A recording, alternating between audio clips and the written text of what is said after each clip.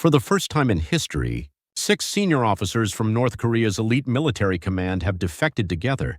They were responsible for Kim Jong-un's movements, communications involving Vladimir Putin, and sensitive weapons negotiations.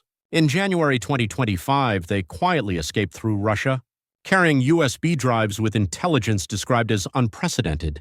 If verified, what they know could have major implications for the United States and global security. And now the shocking story begins. Tell us in the comments where you're watching from, and support our reporting by subscribing and liking this video. It was my 24th year, working at the General Staff Department in Pyongyang, fall 2024. The maple leaves along the Taedong River were just starting to turn. Every morning I'd look out the office window at Moran Hill and the river below. Beautiful, really. Dad used to walk me along that riverbank when I was little, telling me our country was the best in the world. I was a lieutenant colonel in the Operations Bureau, planned Kim Jong-un's field guidance routes, drew up military maps, one of the most important departments in our military. My colleagues worked in the same building. Sister Park Mi-sun handled encrypted communications. Lee Sun-ja did ideological inspections of officials in the political bureau. Sister Choi Hyun-suk managed foreign currency and finance. Jung Soo-yeon drafted Russia-related documents in foreign intelligence. Han Mi-kyung came to us from Kim Jong-un's security detail. The 6 of us had worked together for over 20 years, more like sisters than co-workers. At lunch, we'd gather with our meal boxes and talk. The rice ration was better today. My kid got into university. Bought Chinese soap at the market yesterday, pretty good. Just small things. When Mi-kyung shared stories from her time in Kim's security detail, we'd lean in close. Comrade Kim Yo-jong doesn't talk much, but Comrade Kim Ju-ae is quite lively, that sort of thing. That fall, the workload exploded. Military cooperation with Russia went into overdrive. Soo-yeon drafted deployment papers every day. Sister Mi-sun pulled all-nighters on encrypted calls with Moscow. Sister Hyun-suk was buried in weapons payment calculations. I was mapping out Kim Jong-un's visits to Russian weapons facilities. 10-hour days, no end in sight. There was pride in being Staff Department officers. Special people, even in Pyongyang. Better rations than most, nicer apartments. 10 kilograms of rice every month. Pork on holidays. Regular citizens made do with corn porridge, but we still had rice. Dad fought in the Korean War. Sacrificing your life for the country is the greatest honor, he'd always say. I took that to heart. Gave my life to the military. Mom was 81, still in Pyongyang. Once a month I'd visit, and she'd say the same thing every time. Young-hee, loyalty to the nation comes first. Live like your father. That's what I did. Without question. On holidays, the 6 of us would get together to make kimchi, buy cabbage at the market, gather at Sunja's place, spend the whole day pickling. This is how my mother used to do it, we'd teach each other. Felt like real sisters then. Sister Hyun-suk once said, "I hope we're still together when we're old." But that fall, something felt off. News from soldiers deployed to Russia started going dark. Soo-yeon whispered to me, "Young-hee, a lot of the deployed troops aren't coming back." Sister Mi-sun nodded. "From the encrypted traffic. Looks like they're being sent to the front lines." Sun-ja added, "Yesterday I saw a political bureau document about punishing deserters' families. That night, walking home, I looked at the Taedong River, the riverbank Dad and I used to walk. Evening lights reflected off the autumn water, but something felt different. The current seemed heavy. A small doubt began to form. The incident happened in October 2024, public trial in a Pyongyang square. All Staff Department personnel ordered to attend. I'd seen these before punishments for anti-party counter-revolutionaries. Back then it seemed normal. Thousands gathered that day. The 6 of us stood together. A family was dragged onto the platform. A young woman, her mother, and a small boy. The woman looked about 30. The child was maybe 5 or 6. Crying, clutching his mother's skirt. The verdict was read. As the family of traitor Ri Chol-soo, they must bear the crime of betraying the homeland. Ri Chol-soo had deserted from the Russian war front. One of the soldiers we'd deployed. He ran, and his family in Pyongyang paid the price. Gunshots rang out. 3 people fell. The 6-year-old too. Mi-kyung beside me made a small sound. Sister Mi-sun closed her eyes. Sun-ja bit her lip. I couldn't breathe. Back at headquarters, we sat in silence. Lunchtime came, but no one could eat. That afternoon, a document came down from the political bureau. Record the execution. Create a list of deployed soldiers' families. Sunja had to draft it. Her hands shook. Is this right? Sunja muttered quietly. We looked at each other. In over 20 years together, we'd never said anything like that. Questioning the system, questioning the party, you couldn't even think it. That night, Soo-yeon called us. Come to my place tonight. We need to talk. After 11, the six of us gathered at Soo-yeon's apartment. The electricity was out in Pyongyang. We sat by candlelight. What are we doing? Soo-yeon spoke first. Tears welling up. I made those deployment documents. That man Ri Cholsu, I sent him with papers I created. And his family. That 6-year-old. Sister Hyun-suk said, in finance, I've been settling Russian weapons payments. The money we receive for sending our soldiers to war. We're selling people for cash. Sister Mi-sun looked down. The encrypted messages. Our soldiers are dying on the Russian front.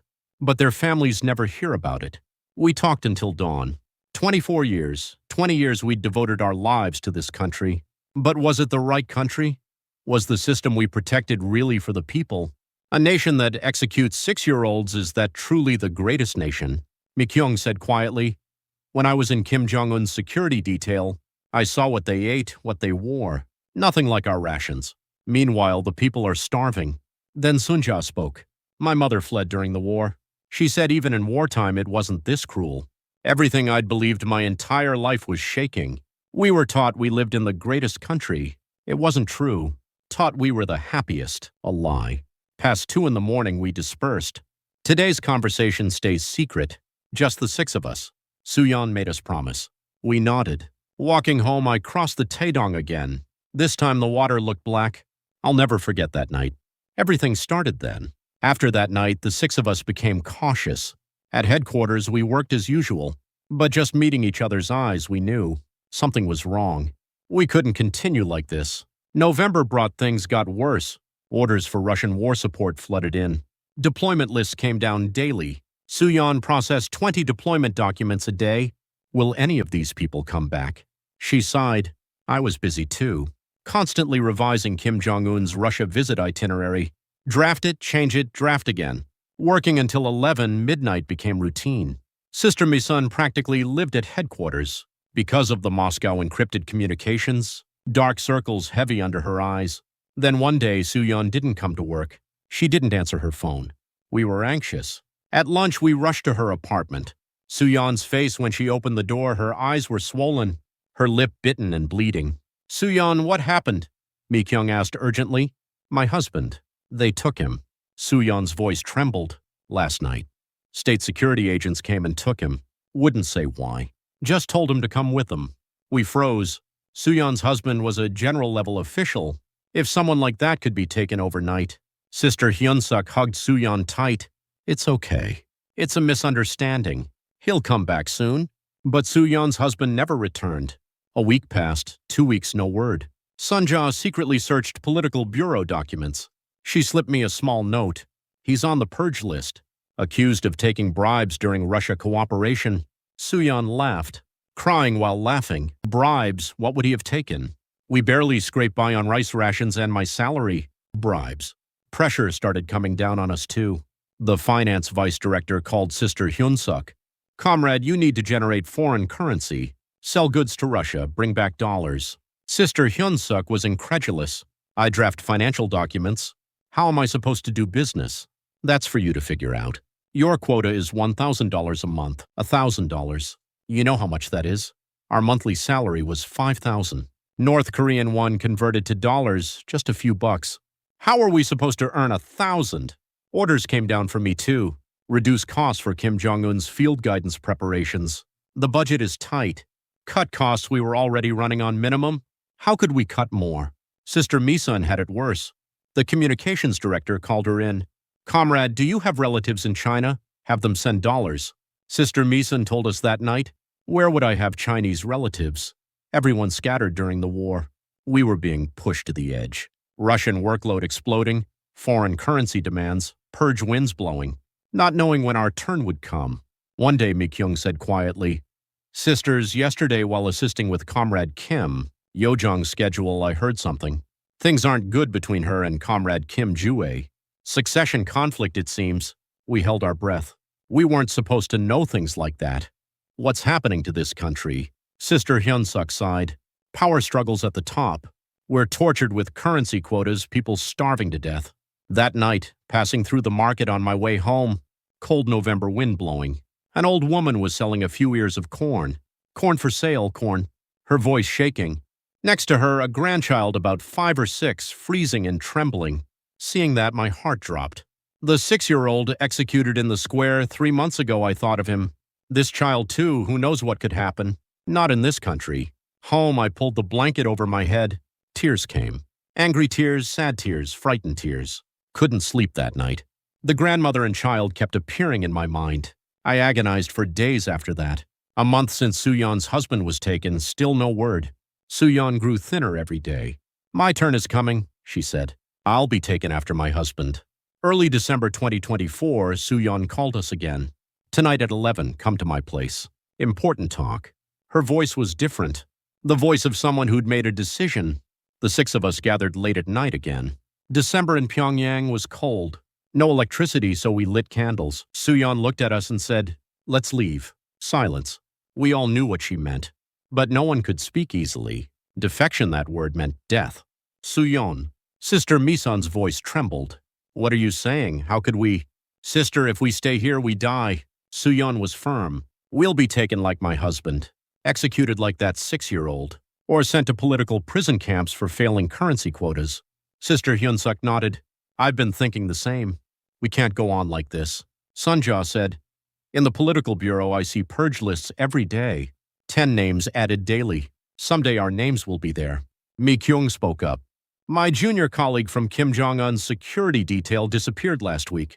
Where she went, why no one knows. She just stopped coming to work one day. We looked at each other. Sisters for over 20 years.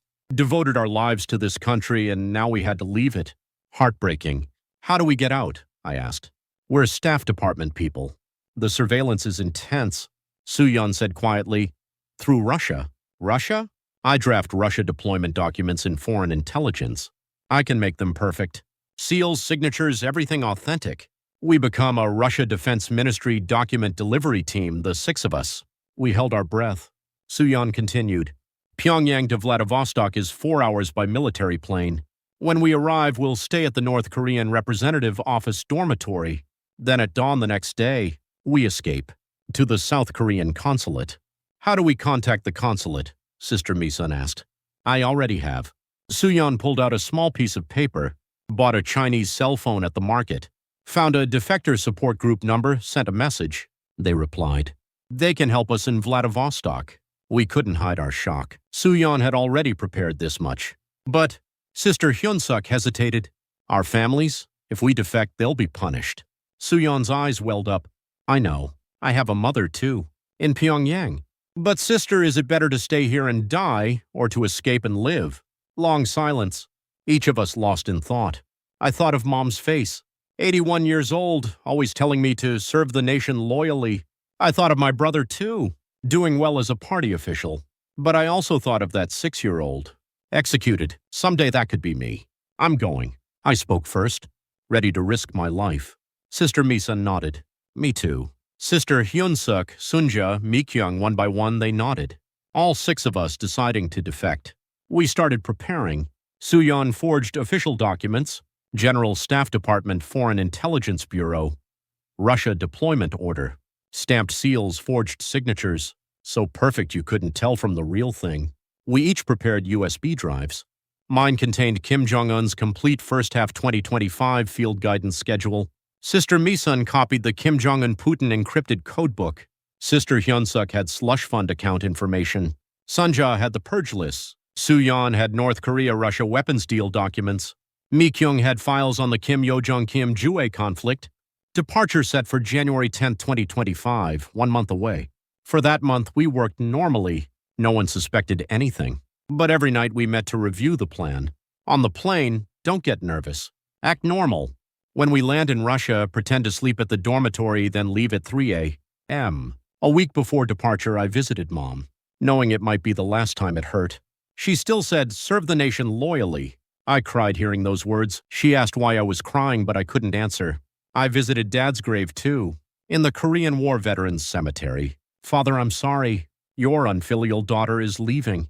I bowed before his grave, walked the Taedong one last time, the riverbank Dad and I used to walk. Winter water frozen and cold. Goodbye now. I bid farewell to the river. The night before departure, the six of us gathered at Soo-yeon's place. We didn't say anything, just sat holding each other's hands. Snow fell outside. Pyongyang's last night. Mi-kyung asked quietly, "Will we survive?" No one could answer. We didn't know. Tomorrow we become defectors. We might die.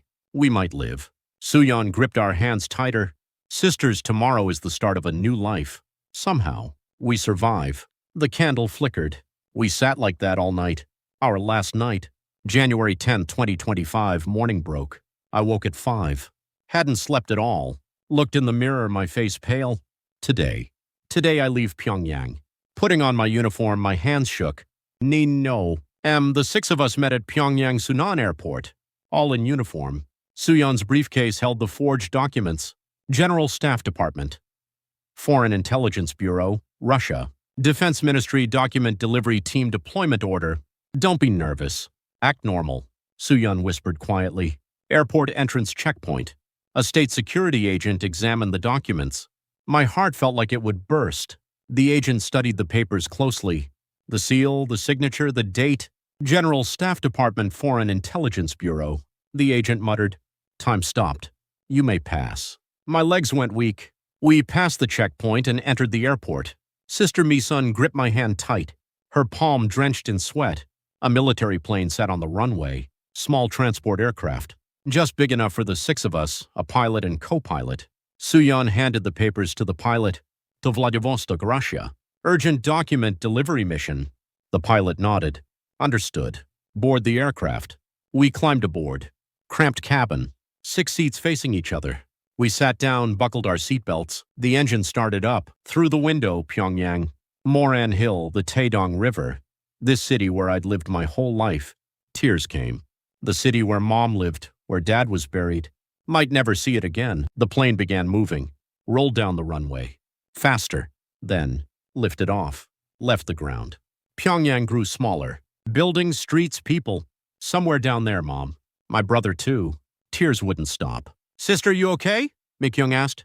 I nodded. Wasn't okay, but had to say I was. We couldn't speak. The pilots might hear. Just held each other's hands. Sister Mi-sun's hand, Sister Hyun-suk's hand, Sunja's hand, Soo-yeon's hand, Mi-kyung's hand. All cold and trembling. An hour passed. 2 hours. The plane kept flying. North Korean land through the window. Mountains, villages. People down there wouldn't know that we were defecting right now. 3 hours in, Sister Hyun-suk closed her eyes and prayed quietly, her lips moving. I closed my eyes too. Father in heaven, protect us. Let us live. Sunja was praying. Sister Mi-sun too, Soo-yeon, Mi-kyung. All of us praying desperately to the heaven our mothers believed in, the heaven our fathers looked up to. Russian airspace soon, the pilot said. My heart pounded. Russian airspace, leaving North Korea. Really leaving. 4 hours in, the pilot spoke again. Vladivostok arrival in 10 minutes. Soo-yeon looked at us. Her eyes said, this is when it gets real. Stay sharp. The plane descended. Vladivostok came into view. A Russian city. Buildings, harbor, ships. We landed. When the wheels touched the runway, chills ran through my body. We'd arrived in Russia. Left North Korea behind. The plane stopped. The door opened. Cold Vladivostok wind rushed in. Outside, North Korean representative office staff were waiting. Comrades, well done. We'll take you to your lodging. We deplaned? Stepped onto Russian soil. My legs shook. Soo-yeon whispered quietly, just hold out until tomorrow morning. Almost there. We drove to the lodging. Vladivostok streets through the window. Russian people, Russian writing, Russian cars. We were really in Russia. Arrived at the dormitory. Tomorrow morning at 7, you'll meet with the North Korean Defense Ministry representative. Rest well, a staff member said. The door closed. Just the 6 of us remained.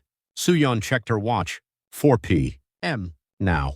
11 hours until 3 a.m. We have to pretend to sleep until then. Can't raise any suspicion. We nodded. This was the real beginning. Tomorrow at dawn, we escape from here. To the South Korean consulate. Vladivostok, sunset through the window. Beautiful city. But for us it was a prison.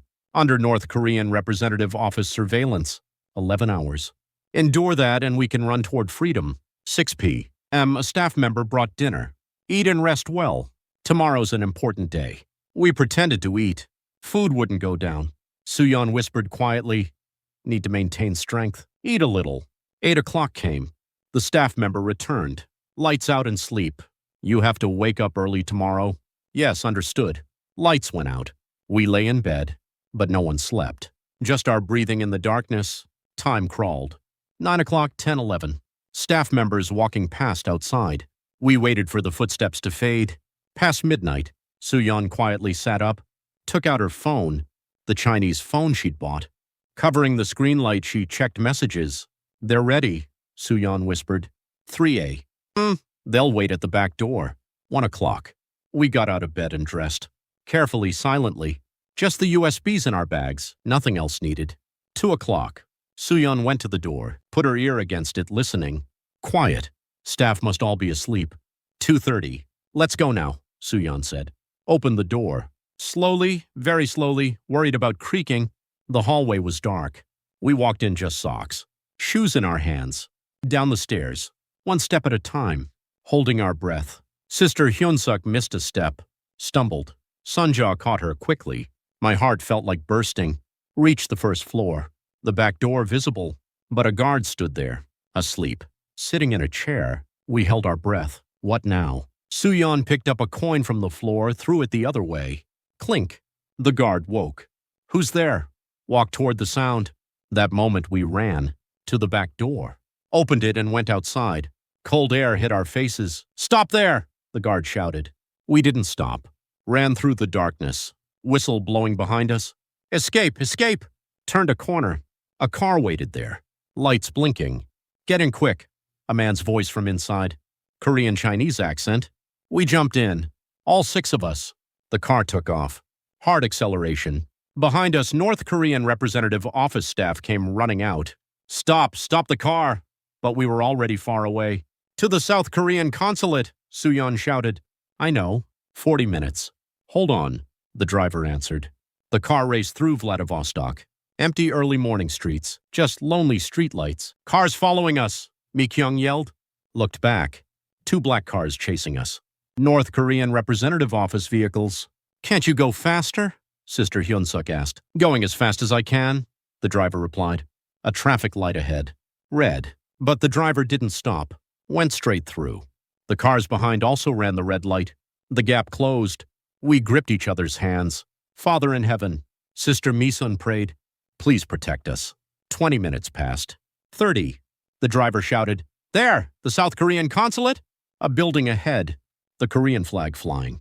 Clear even in the pre-dawn darkness. The car stopped in front of the consulate gate. We jumped out. Behind us, the North Korean cars stopped too. Staff got out. Stop there, come back. We pounded on the consulate door. Please open, please, Suyon shouted. A guard came out. Who are you? From North Korea, I yelled. We want to become Republic of Korea citizens. The guard looked at us, surprised. North Korean staff were approaching. Open the door quickly. The door opened. We ran inside. All 6 of us. The door closed. North Korean staff shouted at the door. Come out now. Too late. We'd entered Korean soil. The consulate was Korean territory. Collapsed on the floor. Strength gone. Mi-kyung started crying, Sister Hyunsuk too. All of us cried. We were alive. We survived. Inside the consulate, we cried for a long time. Relief at surviving, fear, joy, emotions mixed, tears wouldn't stop. A South Korean consulate official approached. Are you okay? Would you like some water? Warm voice. We finally came to our senses. The official brought water and we drank it down. You said you came from North Korea. We need to verify your identity, the official said. Suyon opened her bag. Took out 6 USBs. We're officers from North Korea's General Staff Department. These USBs contain critical information. Please deliver them to the National Intelligence Service. The official looked shocked. General Staff Department? 1 moment. I'll contact Seoul. An hour later, the official returned. Seoul is sending a special plane. You'll go to Incheon this afternoon. A special plane. Sending an aircraft just for us. Unbelievable. That afternoon, we went to Vladivostok Airport. In consulate vehicles. Outside, North Korean representative office staff still lingered. but they couldn't touch consulate vehicles. Boarded the plane. A Republic of Korea government aircraft. Wide, comfortable seats. The flight attendant smiled. Relax. You'll be home soon. Home. That word struck deep. Korea was becoming our home. 2.5 hours later, landed at Incheon Airport. Evening of January 11th, 2025. Getting off the plane, cold wind blew. Korean wind. Government officials were waiting at the airport. Well done. We'll take you to a safe house. Split into 3 black cars. The cars headed to Seoul. Korean night scenery through the windows. Lights, buildings, cars. A completely different world from North Korea. An hour later, arrived at a building. No sign, quiet building. Where is this? Sister Misun asked. Ni's safe house. You'll undergo debriefing here for a few days. Went inside the safe house. Clean, warm rooms. Beds, bathrooms. If you need anything, just ask. We'll make you as comfortable as possible. Next morning, debriefing began. NES officials came. Let's check the USBs first. Connected our 6 USBs to the computer. Files appeared on screen. My USB, Kim Jong-un's complete first half 2025 field guidance schedule. Sister Misun's USB, Kim Jong-un Putin direct encrypted codebook. Sister Hyun-suk's USB, $1 billion slush fund account information. Sunja's USB, 2024-2025 military purge list, 300 names. Suyeon's USB, North Korea-Russia weapons deal original photos. Mikyung's USB, Kim Yo-jong Kim Ju-ae power conflict internal documents. The NIS officials looked at the screen and froze. Couldn't speak for a long time. Is this real? One official asked, voice shaking. Real, Suyeon answered. We copied them ourselves. Officials hurriedly made phone calls. Shortly after, a senior official entered. Everyone. He looked at us. The information you brought exceeds imagination. First time through the Russia route, and this level of intelligence. Truly unprecedented. We looked at each other, felt recognized. Especially the encrypted codebook and slush fund accounts will enormously benefit national security. The North Korea-Russia deal documents, too. Debriefing continued for a week. We testified to everything. What we saw at the General Staff Department, what we heard, what we experienced. One day an NIS official said, North Korea is tracking you. Sent intelligence operatives to Russia, too. It's very dangerous. My heart dropped. They're after us. Don't worry. The Republic of Korea will protect you. Your identities will be thoroughly protected. We've prepared separate safe houses, too. Hearing that, tears came. A country protecting us. Unimaginable in North Korea. A week later, debriefing ended. A NAES executive called us. Everyone, you've worked hard. The information you brought will greatly benefit our national security. Thank you sincerely. He bowed to us. We were flustered. In North Korea, superiors never bow. Now you'll go to Hanawon. You'll receive settlement education there. A new beginning. A new beginning. Those words resonated. We were no longer just defectors, we were people starting new lives. February 2025, we entered Hanawon, a North Korean defector. Settlement support facility in Anseong, Gyeonggi province. The 6 of us shared a room. After over 20 years together, we were basically family now. First day, the instructor asked, Have you been to a convenience store? We shook our heads. The instructor smiled and took us out. A convenience store near Hanawon. Opening the door, we froze. Shelves packed with goods. Snacks, drinks, bread, ramen, everything filling the displays. Can we buy all this? Mikyung asked. Yes, anytime if you have money. Open 24 hours. 24 hours. Buy things anytime. Unimaginable in North Korea. Sister Hyun-suk picked up ramen. How much is this? 1,500 won. 1,500 won means. Sister Hyun-suk calculated, then looked surprised. This cheap. We wandered the convenience store for a while. So many amazing things. At Hanawon, we learned a lot. How to use computers, banks, subways. Every day was fascinating. One day, Sister Misun discovered YouTube. You can watch North Korea news here. We gathered and watched YouTube. North Korean news appeared. News about Comrade Kim Jong-un, Pyongyang news. It hurt. Mom was somewhere there. Mom. Is she healthy? I muttered. Suyeon held my hand. Sister, your mother will be glad just knowing you're alive. A month passed. We gradually adapted to Korea. Our speech patterns changed a bit. Korean food became familiar. One day the instructor said, you have voting rights now? You're citizens of the Republic of Korea. Voting rights. The right to choose our leaders ourselves. In North Korea, couldn't dream of it our whole lives. So this is freedom, Sunja said quietly, that we can choose. Near the end of education, a Ministry of Unification official came. Your case is special. Given your contribution to national security, we'll provide additional settlement support. If you want, you can work at related research institutes. Our information was being recognized. Felt proud. The day we left Hanawan, the 6 of us gathered in the yard. Cold February wind, but our hearts were warm. Sisters, we're really family now, Mi-kyung said. Together in North Korea, defected together, now together in South Korea. We hugged each other tight. Tears came. Happy tears. Sister Young-hee, Soo-yeon said. We did the right thing, didn't we? Yes, we did, I answered.